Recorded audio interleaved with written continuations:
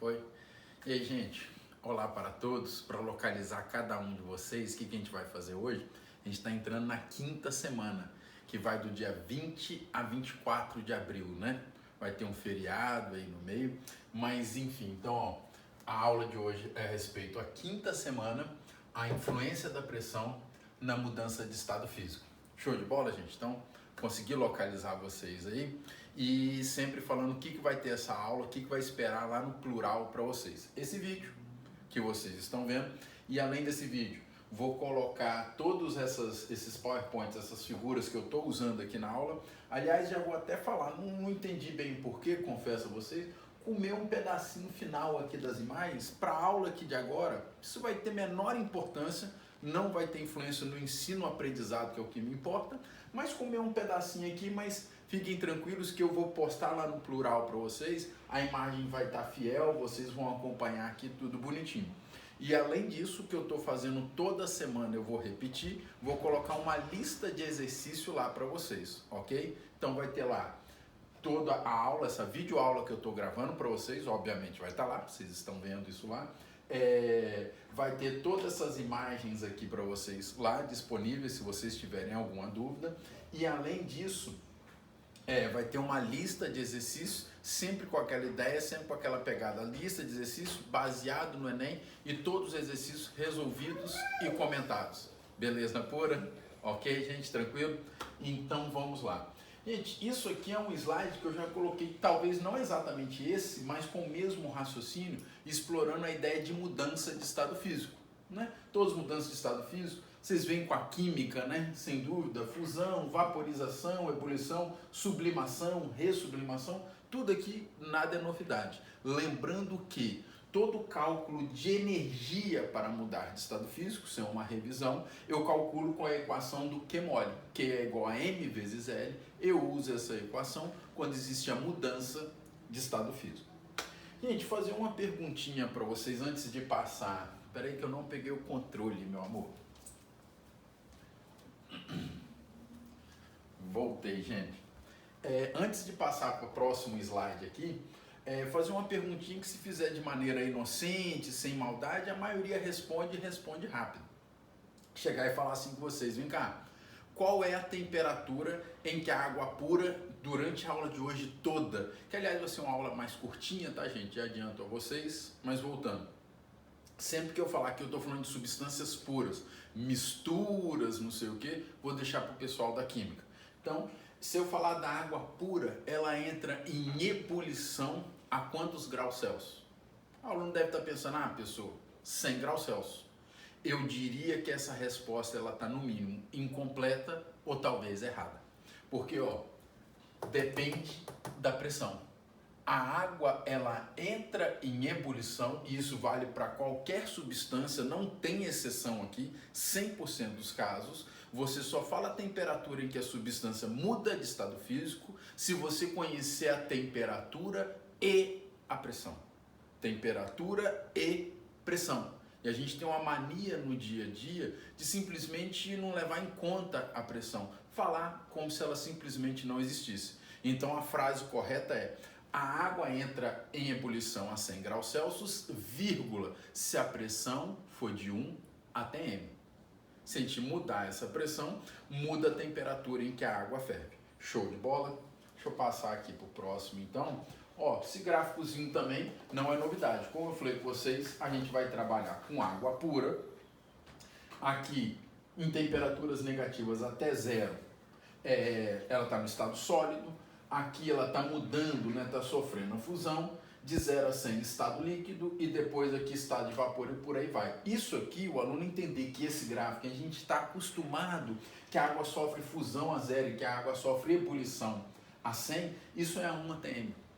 E eu vou agora, acho que é algo bacana para vocês, mostrar que a água ela pode ferver em temperaturas bem diferentes se você mudar a pressão. Vou mostrar isso com um experimentozinho para vocês. Fazer um experimento simples, mas que eu acho bem legal, mostrar que se eu altero a pressão, eu altero a temperatura em que a água entra em ebulição, a temperatura em que a água ferve. Só passar o próximo slide aqui, ver se ele é relevante. Não, Aliás, vou deixar aqui, mas já vou fazer um experimentozinho para vocês. Eu vou pegar uma água quente daqui a pouquinho, gente, mas antes de pegar água quente, eu vou explicar o que eu vou fazer. Eu vou pegar uma água quente, ela vai estar até tingida, eu vou pôr um corante meio rosa, é o único que eu tinha aqui. Vou pôr mais ou menos esse tanto aqui, ó, um dedo de água nessa seringa que a priori está vazia. Né? Tá dando para ver bem, meu? Chegar mais perto? Aqui, ó. Vou pôr mais ou menos um dedo de água aqui. A água vai estar notoriamente quente, mas não fervendo, ok?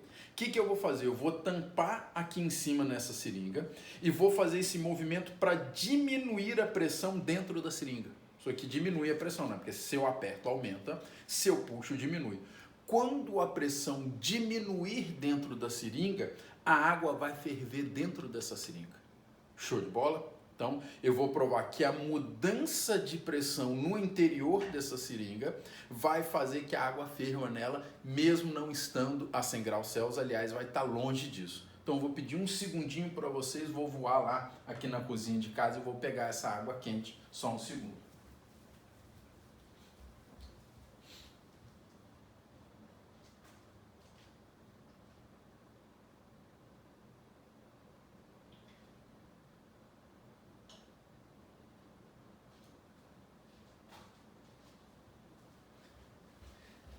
Gente, já voltei. Vamos lá, hein? Então, ó, a água quente está aqui. Deixa eu pôr uma coisinha para não queimar aqui. Pegar a água quente.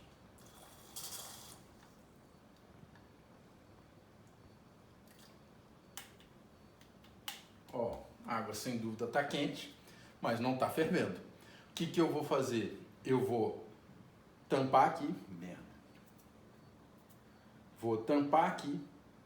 Com isso aqui, eu vou puxar o êmbolo para baixo, alterando, diminuindo a pressão no interior dessa seringa.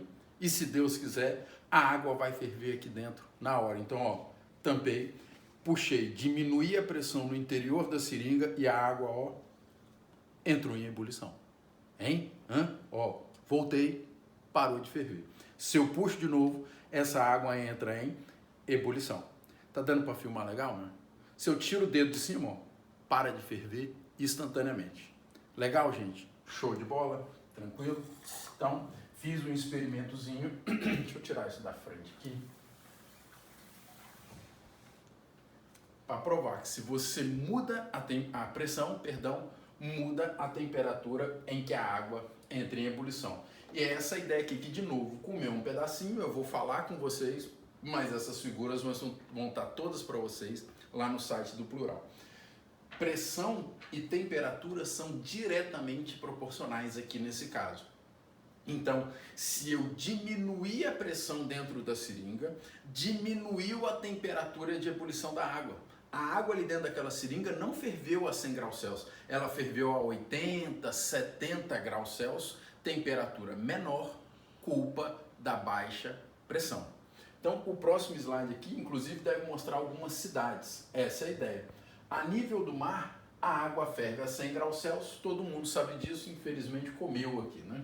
Mas enfim, um morador, deixa eu ir já aqui para o limite, um morador de La Paz, a 3.600 metros de altitude, extremamente alto, um morador de lá não pode falar que a água ferve a 100 graus. É mentira para ele. Lá tem baixa pressão atmosférica, né? Quanto mais alto, menor a pressão atmosférica e diminui a temperatura em que a água ferve. Lá a água ferve apenas a 87 graus Celsius. Show de bola? Tranquilo, gente? Fez sentido? Então, quanto menor a pressão, menor a temperatura em que a água ferve. E agora eu vou dar um exemplo aqui no quadro do caso contrário.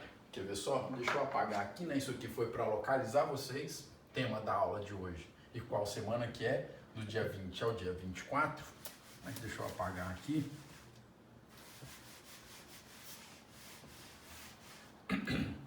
Perguntar para vocês aí, vocês vão imaginando, maquinando daí. Vocês conseguem imaginar uma situação contrária? Na seringa eu diminuí a pressão e a água ferveu a uma temperatura menor do que 100 graus Celsius.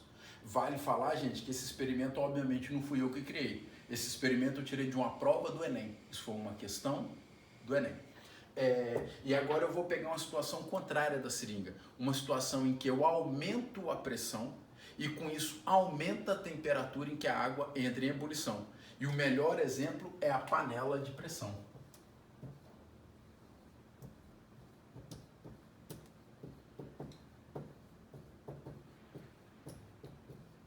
Tá? Tentar desenhar a bicha aqui, vamos ver se eu consigo. Né? Você tem a panelinha de pressão aqui assim. A tampa dela aqui assim.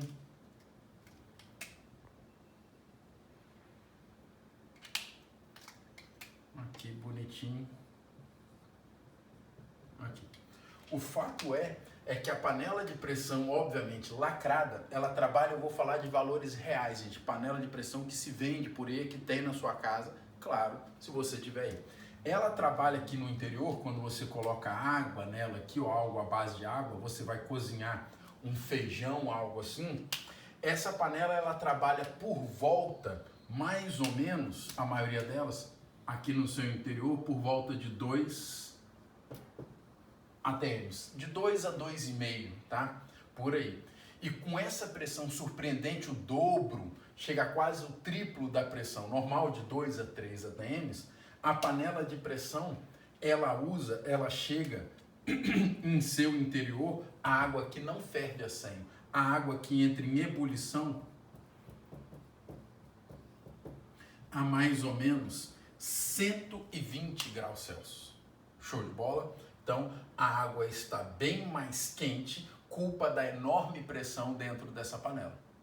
Só um cuidado, gente, que não existe uma equação para isso, não. Ah, aumentou para 2 ATM, 20 graus, 3 ATM, 130 graus, não.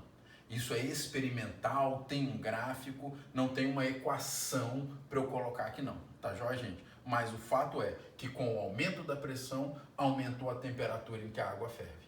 Show de bola? E claro que essa água bem mais quente faz o meu alimento cozinhar bem mais rápido. Tranquilo? Show de bola? Gente, aproveitar aqui e fazer uma pergunta sobre panela de pressão que o Enem fez. Vou passar para vocês. Se eu usar uma panela de pressão lacrada, perfeitamente lacrada, em São Paulo, por exemplo, e em La Paz, aonde o alimento cozinha primeiro? Com uma panela de pressão lacrada em São Paulo ou em La Paz? Foi mais ou menos a pergunta do Enem e o gabarito é: a panela de pressão cozinha o alimento no mesmo tempo, seja em São Paulo, seja em La Paz. Por quê? Se a panela está lacrada, ela mantém, seja em qualquer cidade, em qualquer ambiente, ela mantém a mesma pressão e a mesma temperatura que vai cozinhar o alimento. Lembrando que quanto mais quente dentro da panela, mais rápido ela cozinha o alimento. Faz sentido, gente? Justo? Show de bola?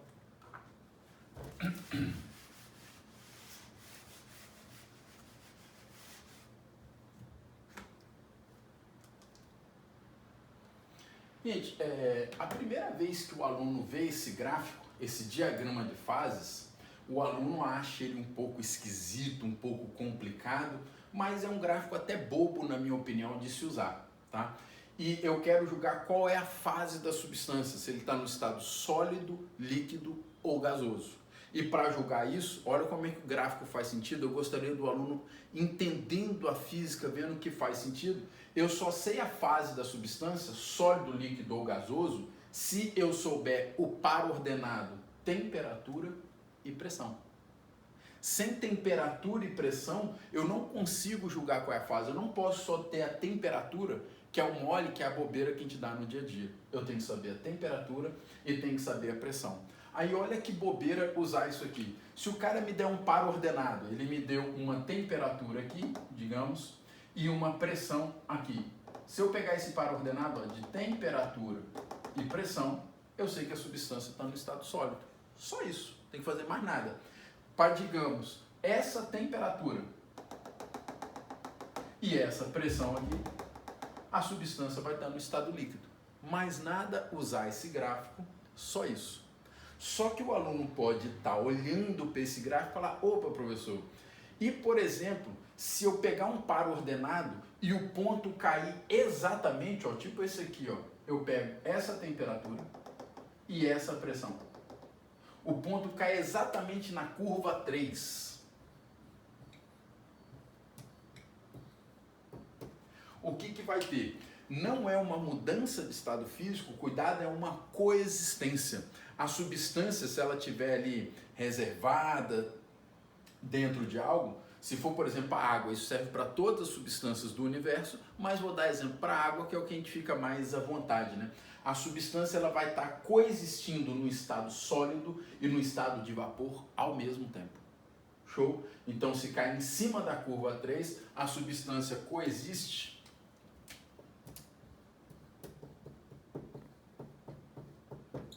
nos estados sólido e gasoso.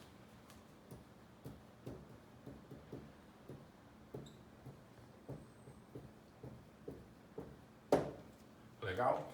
Eu acho que você pegou a manha e eu vou poder falar um pouquinho mais rápido aqui. E se um ponto cair em cima dessa curva aqui, que eu chamei ela de 2? A substância ela vai estar coexistindo pacificamente no estado de vapor e no estado líquido.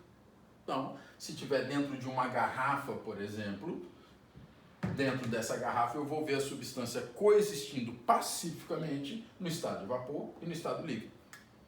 E para terminar essa análise, você, se cai na curva 1, a substância coexiste no estado sólido e líquido. Justo, gente? Tranquilo esse gráfico? Nada demais. Só que tem um porém. Acho que você, aluno AP, já está olhando e falando, opa, professor, tem um ponto extraordinário, um ponto maravilhoso nesse gráfico aqui, que é esse ponto aqui, PT. PT. Então, ó, ele chamou aqui de PT,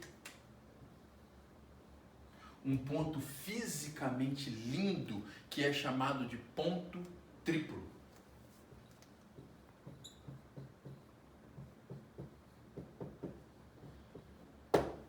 Ok? O que acontece nesse ponto triplo? É bonito demais. E aí eu dou até a sugestão, você está aí vendo a minha aula no seu smartphone ou no computador, terminando, já vai no YouTube e digita ponto triplo da água. O cara conseguiu atingir esse ponto triplo da água e quando chega aqui, a substância coexiste nos 3 estados da matéria. Se você estiver dentro de um recipiente, e vocês vão ver no experimento, quem é curioso, vai lá no YouTube e procura, o ponto triplo da água, dentro do recipiente a água fica no estado líquido e esse estado líquido muda para sólido, que instantaneamente muda para vapor e esse vapor vira gelo, que por sua vez vira líquido e esse líquido vai virando gelo e por aí vai. Então, e inclusive, essa água ela vai fervendo, soltando bolhas e essas bolhas congelam. É bonito pra caramba o experimento, dá uma olhadinha lá sobre o ponto triplo da água. Enfim, eu vou falar e claro, depois ponho aqui no quadro. O ponto triplo, a substância coexiste nos 3 estados da matéria. Extremamente raro, não acontece no nosso dia a dia, não acontece na natureza, mas em laboratório dá para fazer. Então, o ponto triplo da água, vou falar e colocar aqui, a substância coexiste nos 3 estados físicos.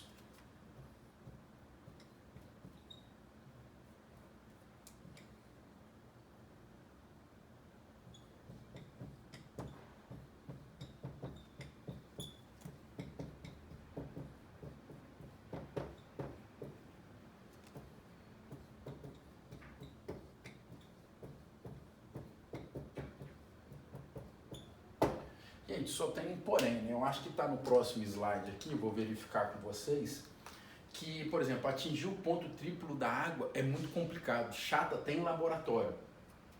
Você tem que atingir a temperatura, vou ver se os valores aqui, se eu estou bom de memória, para atingir o ponto triplo da água, cada substância tem o seu ponto triplo. O da água a temperatura aqui é de 0,1 grau Celsius, não pode ser 0 grau Celsius, senão não funciona. E a pressão aqui é de 0,006 atm, né? Dá por volta de 4, 5, medindo em milímetros de mercúrio, né? Uma outra escala para a pressão. Então é uma pressão assustadoramente baixa, chegando pressão zero, isso é complicado até em laboratório, e também uma temperatura muito precisa para chegar no ponto triplo da água e a água coexistir nos 3 estados físicos. Gente, antes de passar para o próximo slide, chamar uma atenção de uma coisa aqui que é o seguinte: para todas as substâncias do universo, Essa curva que eu chamei de 1, ela é meio tombada para cá, para o meu lado. Essa curva faz assim, ok? Só que a água vai ter um problema. A curva da água, ela não é tombada para cá, não vem para cá, essa de sólido mais líquido, ela não vem para cá, ela é tombada para o outro lado. Em vez de ser aqui para o meu lado, vai ser para o lado de lá. Por quê? Na solidificação ou fusão da água, a água apresenta o seu comportamento anormal. Lembra do comportamento anormal da água? A gente falou isso ainda em sala de aula. Então, como aqui eu tenho a faixa do anormal da água, essa curva ela é diferente para a água. Isso é válido. A água é substância extremamente importante. Deixa eu ver se isso está no próximo slide aqui. Não, está comentando do ponto triplo, né? Que a substância coexiste nos 3 estados. Já falei isso com vocês. Pulando aqui. Depois eu volto nisso aqui, gente, só para não perder o gancho. Sem dúvida eu volto nisso aqui. Aqui, ó. A curva da água, ela caiu para cá. Show? Diferente, ó, da anterior. Tá tudo vindo para cá. A da água cai para lá. E os valores aqui, ó, para água, comeu tudo aqui, né? A gente foi infeliz aqui, mas enfim. A temperatura aqui de 0,1 graus Celsius e a pressão de 4,5, 4,6 milímetros de mercúrio, isso dá mais ou menos 0,006 atm, muito pouquinho, né? Uma pressão muito baixa, tá o valor aqui, ó, né? Por sorte tá o valor aqui. Beleza pura, gente? Tranquilo? Então, é difícil atingir o ponto triplo da água, mas tem um vídeo no YouTube que o cara faz isso, um vídeo muito bonito. Gente, deixa eu voltar aqui, que o cara fala de um ponto que eu confesso que não acho muito importante, não vejo a utilidade disso no dia a dia, e é uma crítica minha. Se isso não é aplicável no dia a dia, para que estudar isso? Acho isso meio irrelevante, acho isso pouco importante, mas como está no livro, o aluno fica encucado e é melhor eu conversar com vocês. Você vê aqui que em qualquer gráfico, ele chama de um ponto crítico, que está muito associado a uma temperatura crítica, né? Que eu tenho aqui a substância no estado de vapor e no estado de gás. Aí o aluno pode falar, uai, professor, qual é a diferença de vapor e gás? E é essa discussão que eu acho boba, acho chata, mas como os livros fazem, eu acho inútil. Mas eu vou fazer essa discussão com vocês, que é o seguinte. Imagina que eu tenho 2 garrafas aqui, irmão. Uma garrafa, uma segunda garrafa. Uma delas está com vapor e uma delas está com gás. Vapor de água e gás de água. Você consegue, caso a garrafa fosse transparente, me dizer qual que tem vapor e qual que tem gás? Não. No olho, dificilmente você vai conseguir. Visualmente, eu não sei o que é vapor e o que é gás. Não sei. Mas qual é a ideia para diferenciar? Qual é a ideia? Vou traduzir em palavras fáceis. Qual é a diferença de vapor e gás? Se eu tiver aqui uma garrafa com vapor e uma garrafa com gás, eu faço um experimentozinho simples que eu consigo provar para vocês o que é vapor, o que é gás. Se eu apertar a garrafa, não estou mudando a temperatura, mas se eu apertar essa garrafa e essa coisa que está aqui dentro condensar, liquefazer, se eu mudar só a pressão, é porque isso é vapor. Então, traduzindo, o vapor ele se liquefaz, ele volta para o estado líquido, mudando a pressão somente. Eu não mudei a temperatura. Show? Tranquilo? E o gás? Se aqui dentro tivesse gás de alguma coisa, um gás, por mais que eu aumente a pressão, se eu for aumentando a pressão, essa coisa não se liquefaz. Para um gás se liquefazer, para ele voltar para o estado líquido, eu tenho que alterar a temperatura e pressão. Show de bola? Então, repetindo essa coisa que eu acho pouco produtiva, mas o aluno fica com dúvida aqui. O gás, ele só vai voltar para o estado líquido se eu alterar a temperatura e pressão. O vapor, ele volta para o estado líquido se eu alterar somente uma dessas grandezas, ou a temperatura ou a pressão. Então, se eu pressionar isso aqui, isso pode condensar. Show de bola, gente? Eu falei, acho isso não muito produtivo, mas é a discussão aqui. Deixa eu ver se tem mais alguma coisa nessa aula aqui, é uma aula mais curta, graças a Deus. Falou do ponto triplo da água. Ah, esse é o último aqui. Gente, só falar um detalhe aqui, que às vezes o aluno estuda sozinho, vê alguma coisa diferente em algum outro livro, comentar com vocês. Alguns raríssimos livros de ensino médio, eles trazem aqui forma de um retângulo aqui, assim, ó, que aqui traz aqui um superfluido, que vem aqui assim. A substância aqui no estado de superfluido, ela é uma substância muito interessante, ela tem características ao mesmo tempo de líquido e de gás. Então, professor, o superfluido, ele é líquido ou gás? Não sei te responder. Não sei. Ele vai mudando rapidamente e apresenta características simultâneas de líquido e de gás.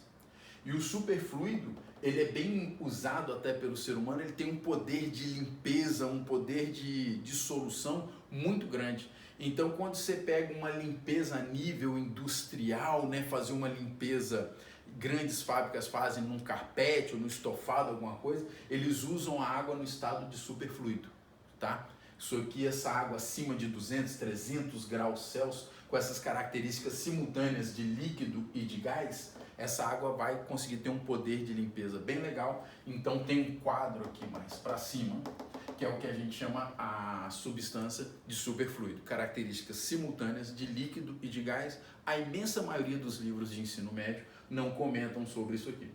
E para terminar a nossa aula, gente, percebam que eu não comentei o quarto estado da matéria. O plasma não é tema aqui, não quis falar do plasma, que é esse gás ionizado, não faz sentido eu comentar aqui. Muito menos quinto ou sexto estado da matéria, gente. Socorro, pelo amor de Deus, falei nada disso. Então, gente, termina por aqui essa aula. Igual eu falei, uma aula tranquila, curta, observem para os alunos aí, muitos vão gostar do que eu vou falar agora. Observe que isso aqui não teve equações, não teve números, são questões teóricas de conceito, que a maioria acaba gostando.